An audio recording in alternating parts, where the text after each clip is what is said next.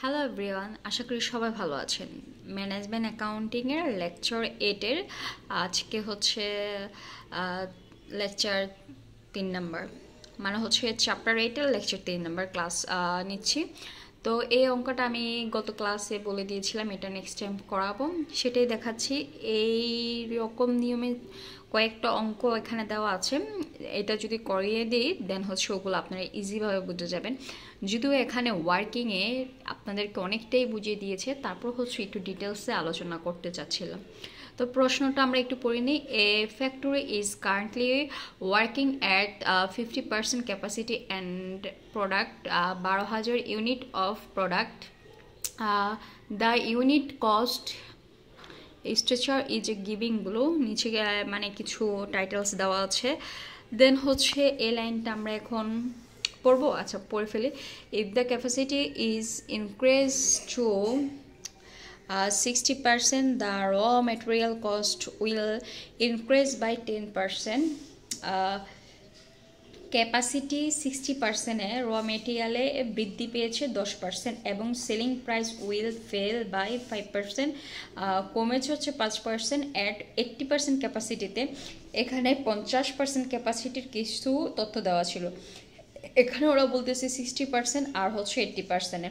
তো 80% ক্যাপাসিটিতে র material cost will increase, এখানে ছিল হচ্ছে কত 120, আবার এখানে বৃদ্ধি পেয়েছে 5%, এখানে বৃদ্ধি পেয়েছিল কত 10%, এরকম। অ্যান্ড সেলিং প্রাইস হচ্ছে ফেলিং বাই 3%, এখানে 3% হচ্ছে কমে গেছে।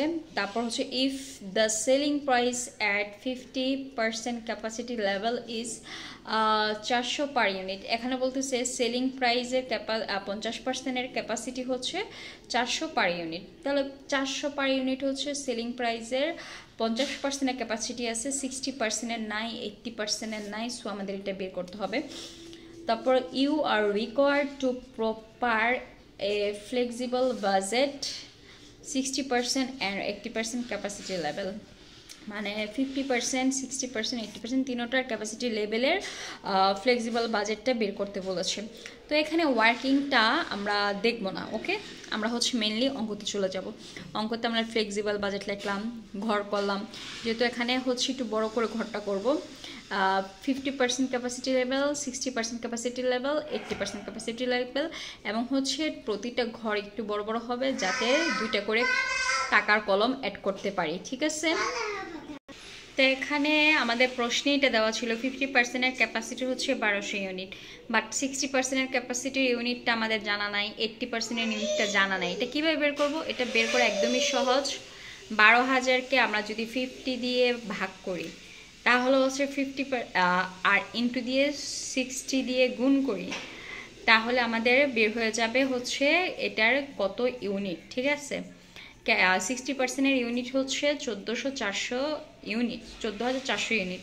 আবার সেম 12,000-কে যদি 50 দিয়ে ভাগ করে 80 দিয়ে গুণ করে ফেলে আমাদের হচ্ছে 80%-এর ক্যাপাসিটি লেভেলটা বের হয়ে যাবে। একদম ইজিভাবে বোঝানোর চেষ্টা করেছি, যেটা হচ্ছে আপনাদের উপরে ওয়ার্কিং আকারে বুঝিয়েছে। সো আমি উপরে যাচ্ছি না একদমই টোটালি। তো এখন হচ্ছে প্রশ্নে ছিল ডিরেক্ট ম্যাটেরিয়াল আর হচ্ছে direct labour, factory overhead, administrator overhead. তো আমরা জানি ফ্লেক্সিবল বাজেট বের করতে হলে আমাদের ভেরিয়েবল কস্ট বের করতে হবে, এবং ফিক্সড কস্ট বের করতে হবে। তো ভেরিয়েবল কস্টটা আমরা লিখব direct material variable cost, direct labour variable cost, factory overhead variable cost, administrator overhead হচ্ছে ভেরিয়েবল কস্টের ভিত্তিতে পড়ে। তাহলে এই 4টা পয়েন্ট আমরা লিখেছি, এবং হচ্ছে প্রথমে 50%-এর জন্য যেসব ইউনিট দেওয়া ছিল সেগুলো লিখে ফেলাম। এখানে একটু খালি ফ্যাক্টরি ওভারহেডের ভিতরে আপনারা একটুখানি খেয়াল করেন, এখানে হচ্ছে 50% হচ্ছে 50% হচ্ছে ফিক্সড, 60% ফিক্সড না। যেটা ফিক্সড ওইটা তো ফিক্সডে যাবে, আর যেটা ফিক্সড না সেটা হচ্ছে ভেরিয়েবল কস্টে চলে আসবে। তো যেহেতু 50 × 50% হচ্ছে 25 ইউনিট, 25 ইউনিটকে যদি আমি হচ্ছে 12,000 দিয়ে গুণ করি তাহলে হচ্ছে 3 লক্ষ টাকা, এই তো চলে এসেছে। এবং হচ্ছে সেম হার অ্যাডমিনিস্ট্রেটর ওভার হচ্ছে 60% ফিক্সড, 30, তার মানে হচ্ছে 30% হচ্ছে ফিক্সড না। তাহলে আমরা সেম লিখতে পারি 30 ইন্টু 60%, তাহলে 18 আসে। তো 18 আসলে এটা 18কে দিয়ে আমি হচ্ছে এটা যদি গুণ করে ফেলি 12,000কে, তাহলে আসে 2,16,000 টাকা। এটা ক্লিয়ার? এটা ক্লিয়ার হলে এটা আমরা টোটাল অ্যামাউন্টটা লিখে ফেললাম। আর ইউনিট কস্টটা কেউ ক্যালকুলেশন করলেও পারেন, না করলে পারেন, অ্যাজ ইউ উইশ। দেন হচ্ছে 60%-এর ক্যাপাসিটি ছিল 14,000 ইউনিট। এখানে কিন্তু লেখছে 60% ইনক্রিজ 60%, হ্যাঁ এটা লিখলাম, বের করেছি 60%-এর ইউনিট হচ্ছে 1400-400 ইউনিট। এটা আমাদের এখানে কিন্তু আমরা এতটুকু করেছি। দেন হচ্ছে বলেছে material cost will increase by হচ্ছে 10%। ম্যাটেরিয়াল কস্ট ছিল আমাদের এখানে 120, আবার বলছে 10% বৃদ্ধি পেয়েছে। যদি 10% আবার বৃদ্ধি পায় তাহলে কি লিখবো? এই যে এভাবে লেখাটা হবে 120 প্লাস হচ্ছে 120 ইন্টু হচ্ছে 10% করলে হচ্ছে 132, মানে হচ্ছে 120 ইন্টু 10% হচ্ছে কত আসে? এটা আসে হচ্ছে 12 সাথে 120 যদি যোগ করে ফেলে 132 আসে। কথা ক্লিয়ার হয়েছেন? 132।